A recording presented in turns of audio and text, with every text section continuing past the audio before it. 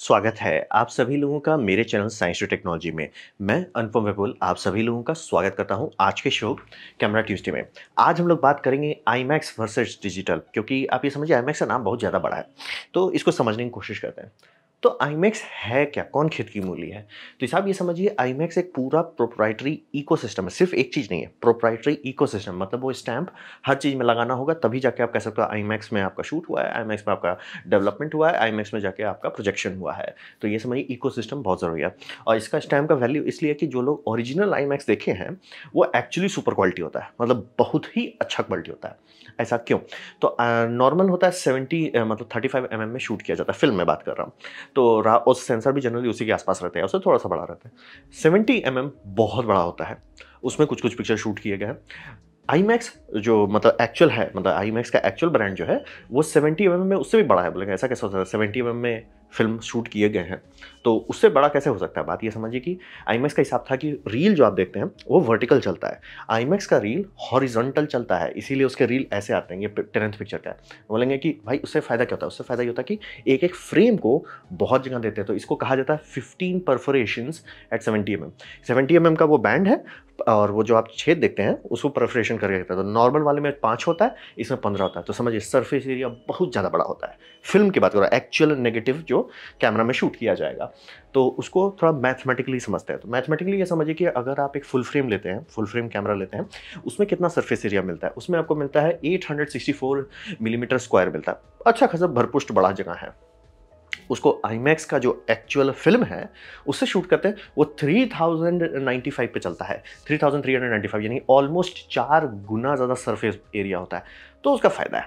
और रहा बात कि कहाँ पे उसे देखा जा सकता है, जहाँ पे ये हो आईमैक्स का शुद्ध शुद्ध आईमैक्स का प्रोजेक्शन सिस्टम हो, दुनिया में सिर्फ कुछ ही जगह है। मतलब आईमैक्स को अब सब लोग लाईमैक्स कहते हैं, क्योंकि क्लेम करते हैं कि हम ये दिखा रहे हैं और दिखाते डिजिटल प्रोजेक्टर से। और ऐसा नहीं कि डिजिटल खराब होता है, लेकिन बात है कि वो 2K का प्रोजेक्टर से दिखाते हैं बहुत जगह पे। तो इंडिया में मेजॉरिटी जितने आईमैक्स है सब फेक लाईमैक्स है। यूएस में भी मेजॉरिटी सब लाईमैक्स ही, इक्का दुक्का जगह पे ये आपको शुद्ध मिलेगा। और ये शुद्ध जहाँ लोग देखते हैं वहाँ कहते हैं हाँ आईमैक्स मतलब आईमैक्स, बाकी सब जगह पे अशुद्ध मिलता है।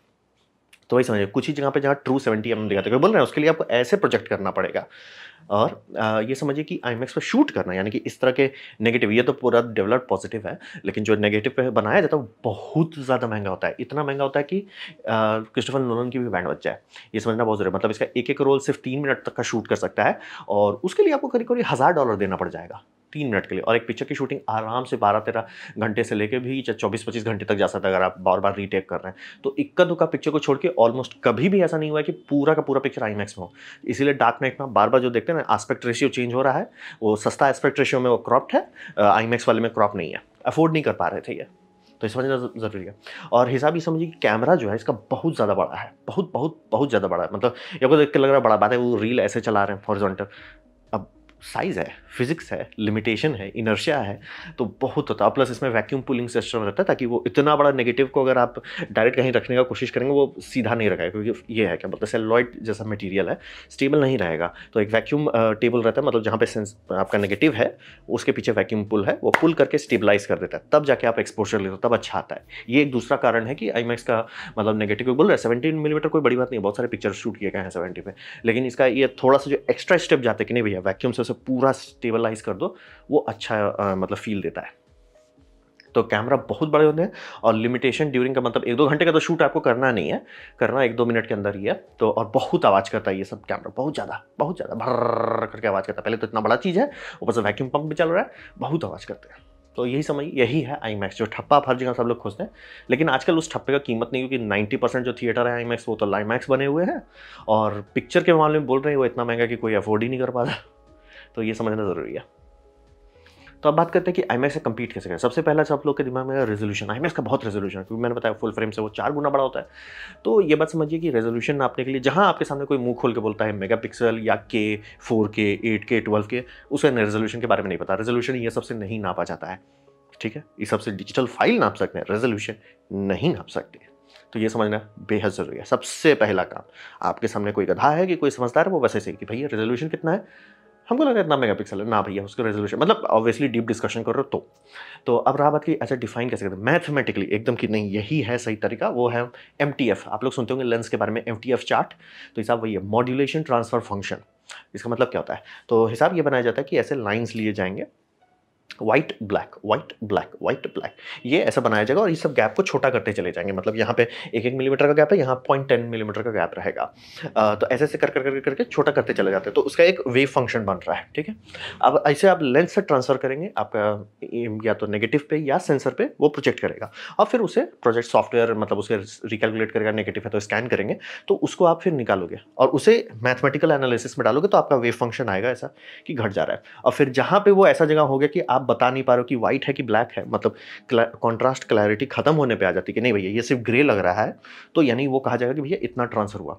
तो ये मैथमेटिकल डेटा है 100%, आप कितना ट्रांसफर किए, तो इसे सॉफ्टवेयर में डाला जाएगा, बताएगा भैया आपका 80% ट्रांसफर हो रहा है, 90% ट्रांसफर हो रहा है, 50% ट्रांसफर हो रहा है, जो भी है।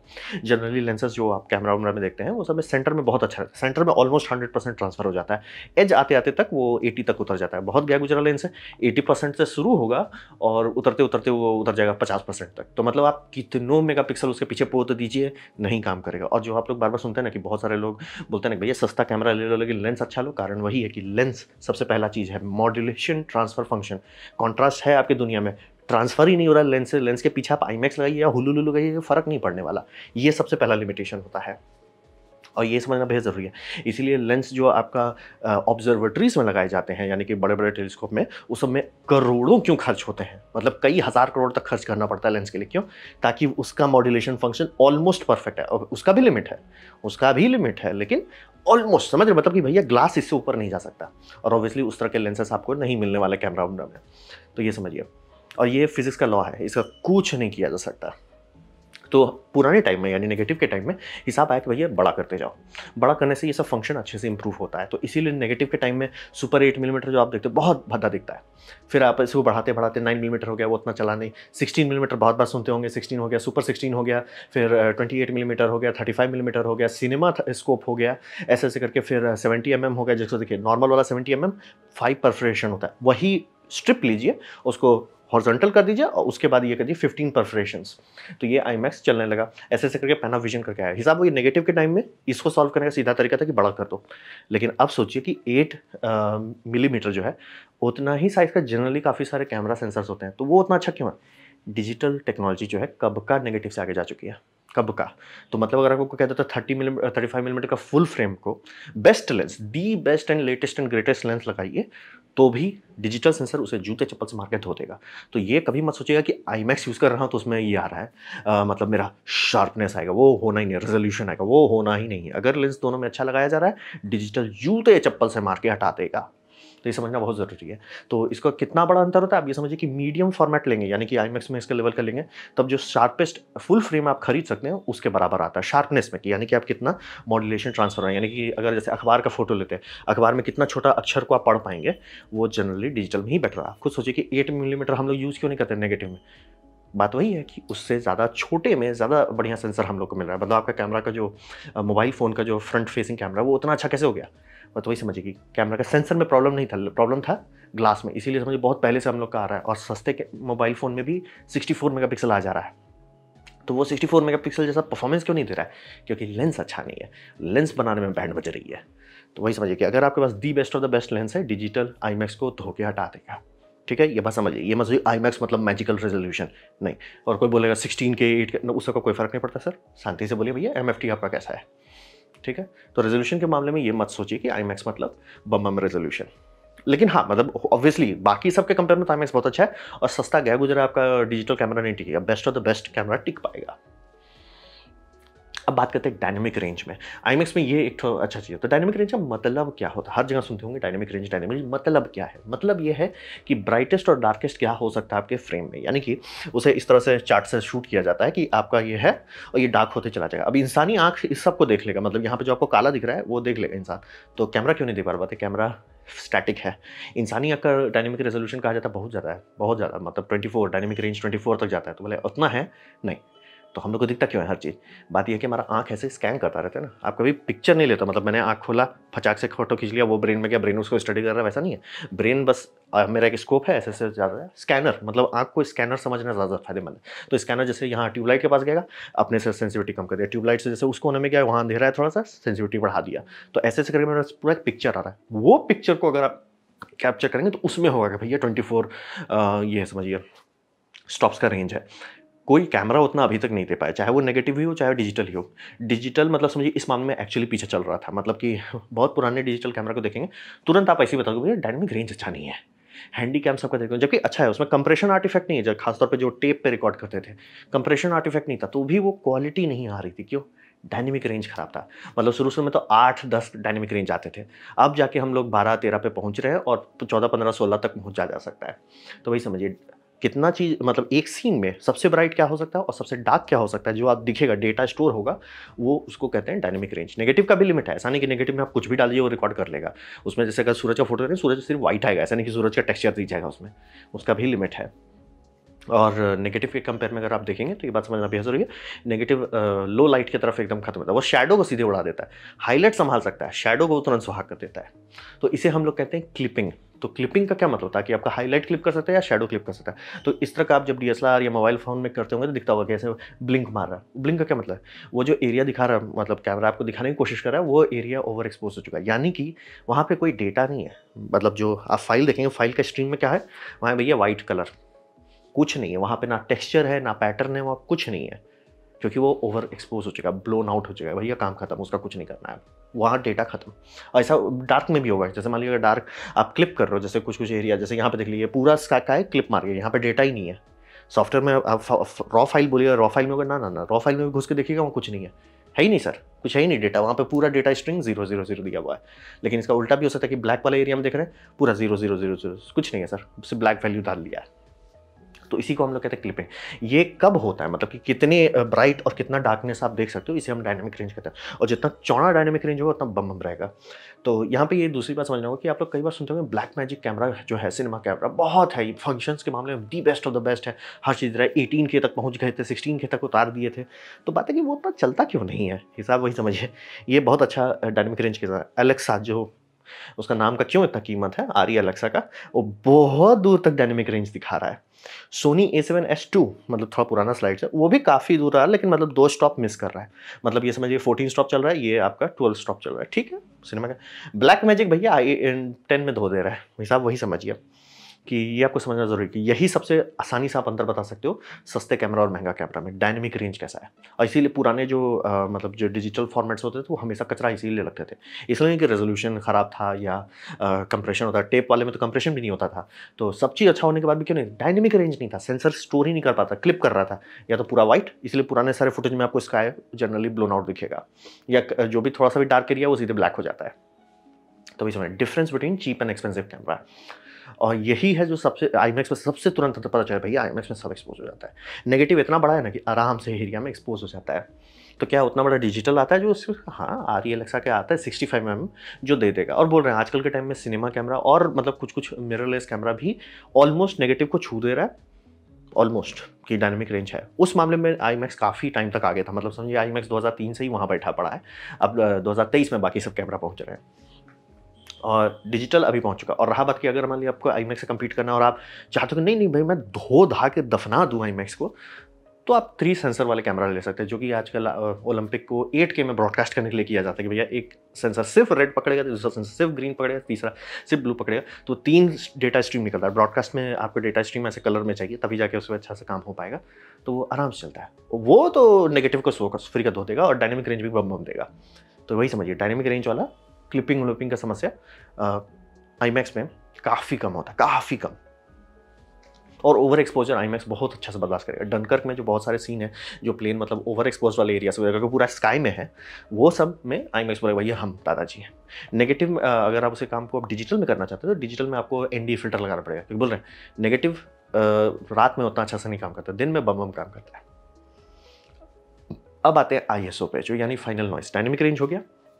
डायनेमिक रेंज के बाद आते हैं कि आपका एक्सपोजर कैसे चल रहा है, यानी ISO नॉइस परफॉर्मेंस सेंसिटिविटी जिसे कहते हैं कैसा है। तो वो तो समझिए ये नेगेटिव का जनरली एक अच्छी बात है कि वो ओवर एक्सपोजर बम बम बर्दाश्त करता है। और बहुत सारे फोटोग्राफर्स डिजिटल में इसीलिए नहीं कूदना चाह रहे थे कि जब नेगेटिव में ट्रेनिंग हम लोग को दी जाती है कि भैया आप थोड़ा सा ओवर एक्सपोज कर सकते हो, ठीक है, ओवर एक्सपोज आप थोड़ा कर सकते हो, उतना टेंशन मतलब। अंडर एक्सपोज गलती से भी मत करो, कोई सीधा काला कर देगा, सीधा सीधे काट देगा। अंडर एक्सपोज मतलब खत्म सर, खत्म, आपका फाइल में कुछ है ही नहीं। तो जितने लोग नेगेटिव से कूदना आए, डिजिटल में आए, डिजिटल एकदम उल्टा है इसका। शुरू वाले के डिजिटल की बात करो, सीधे था गलती से भी ओवर एक्सपोज मत करो। ओवर एक्सपोज किए मतलब खत्म, डेटा खत्म। लो लाइट आप एकदम सर नाइट विजन में चले जाओ, कोई दिक्कत नहीं है, लेकिन ओवर एक्सपोज मत करो। तो शुरू में काफ़ी दिक्कत हुआ था, लेकिन आज के टाइम का digital camera almost see in the dark है, ऑलमोस्ट मतलब लाइक लिटरली हैरान हो जाएगी, एकदम अंधेरे में देख लेता है। और फिल्म ये समझिए फिल्म उससे कंपेयर नहीं कर सकते। तो जैसे एक पुराना पिक्चर है, मैं नहीं बताऊंगा नाम कौन सा है, आप लोग देख सकते हैं। उसमें जो जितने भी टैक्सी के सीन अंदर में रात को किए गए थे, उसमें नेगेटिव से उन्होंने टेस्ट मारा, बोला भैया इससे कुछ नहीं दिख रहा, शांति से डिजिटल कैमरा, जो कि बड़ी बात थी उस टाइम में। प्रिंट पिक्चर थोड़ा पुराना है कि उस टाइम में फिल्म की जगह पे डिजिटल कैमरा का इस्तेमाल करके एक पूरा पिक्चर शूट करने का, मतलब मेन सीन्स शूट किया गया, थिएटर में प्रोजेक्ट किया गया था, तो बड़ी बात थी उस टाइम के लिए। लेकिन उनका था कि सारा टेस्टिंग किया गया, भैया नेगेटिव कैप्चर ही नहीं कर सकता लो लाइट में, बहुत लो लाइट में नेगेटिव बोलता भैया हमसे नहीं होगा। चाहे आप मार ले लीजिए 1600 वाला फिल्म ले लीजिए या 3600 वाला ले लीजिए, डिजिटल बोले भैया तुम थारे से ना हो पावे। उस मामले में आपका ये बहुत बढ़िया रहता है। तो आपका ये हो गया डिजिटल लो लाइट में चला जाए। इसीलिए बोल रहे हैं कि डिजिटल वाले इक्विपमेंट में आपको बार बार एनडी फिल्टर के बारे में लोग बोलते हुए इसीलिए मिलेंगे कि भैया थोड़ा सा नीचे कर दो ना, ओवर एक्सपोजर नहीं होना चाहिए, गलती से भी नहीं होना चाहिए, इसीलिए एनडी लगा दो, उसे बूस्ट कर दो पोस्ट प्रोडक्शन, वो ज़्यादा बढ़िया है। लेकिन ओवर एक्सपोज हो गया तो घटा नहीं पाएंगे। तो अब रहा बात कि फिल्म के पीछे तब क्यों भागते हैं, तो फिल्म के पीछे फिल्म का ग्रेन, जो आप लोग बार बार सुनते हैं कि फिल्म का एक ग्रेन है, स्ट्रक्चर है, हुलुलुलु है।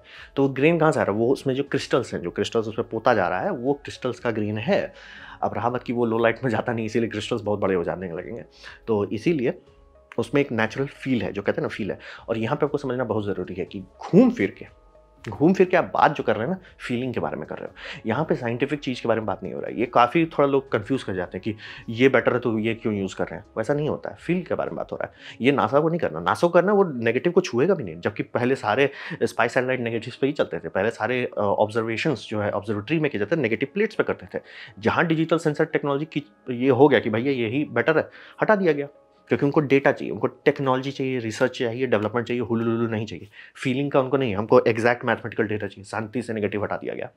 लेकिन फिल्म की दुनिया में आप आते हैं तो फिल्म क्या है, एक इमोशनल जर्नी है। तो फील जो है, फील अगर प्रोड्यूसर को लग रहा है, प्रोड्यूसर हटाइए, डायरेक्टर को लग रहा है कि देखो भैया हमें लगता है कि ये नेगेटिव इसको ज़्यादा अच्छे से इमोशन कन्वे करेगा, तो नेगेटिव यूज़ करेंगे। और तो रहा बात कि नेगेटिव का जो वो नॉइज़ है, उसको आप डिजिटल फाइल में नहीं डाल सकते।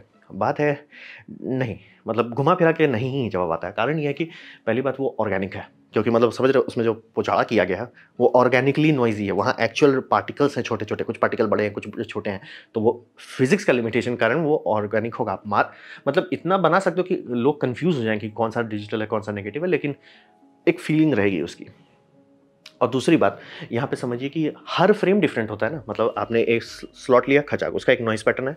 दूसरा स्लॉट लाए, ला भैया इसका अब दूसरा नॉइज़ पैटर्न आ गया। हर फ्रेम में ऐसा अलग अलग नॉइज़ आता है, तो वो एक फीलिंग देता है जो काफ़ी डायरेक्टर्स को है कि नहीं भैया मेरे को ये अच्छा लगता है। बहुत जगह पे मतलब रोमांटिक मूवी बना रहे हैं तो उसको एकदम नहीं चाहते हैं एकदम आयरन मैन जैसे एकदम टेक्टिकल शार्प रहे, नहीं चाहते, अच्छा नहीं लगेगा लोगों को। तो वो लोग डिसाइड कर सकते हैं। इसीलिए समझिए कि at the end of the day यहाँ फीलिंग के बारे में बात हो रहा है। तो आराम से ऐसा होता है, अरे भैया ये पिक्चर को आप इसमें क्यों शूट कर रहे हैं, अरे भैया उनको फीलिंग पसंद है। इसीलिए कई बार आप लोग सुनते होंगे कि भैया ये कैमरा से बेटर कैमरा मिल रहा था, लेकिन फिर भी इस कैमरा में शूट किया, डायरेक्टर को पसंद आ गया, कलरिस्ट को पसंद आ गया कि भैया इसका हमको कलर अच्छा लग रहा है, ये हम जो स्टोरी कहना चाहते हैं उसके लिए फील अच्छा करेगा। तो वही समझिए। और ये समझिए कि आईमैक्स आपका पिक्चर को मैजिकली अच्छा नहीं बना सकता। टेनेंट महाघटिया मूवी थी, मतलब लिटरली ज़बरदस्ती का सब लोग उसको, अच्छा ये है भाई पिक्चर है, आपको पीएचडी करके अगर उसको समझना पड़ रहा है और उसके बाद भी वो कचरा ही है तो वो कचरा ही है। मतलब एक होता है ना ओवर नहीं समझ में आया, लेकिन अपने आपको इनलाइटेंड दिखाने के लिए नहीं it's like it's so deep, it's like sir garbage है सर, गार्बेज। तो वही समझिए कि आईमैक्स अगर आप यूज़ करें, ज़रूरी नहीं कि सारे पिक्चर आपका मैजिक हो जाएंगे, सब पिक्चर चलने लगेगा। अवतार आईमैक्स में नहीं शूट हुआ था।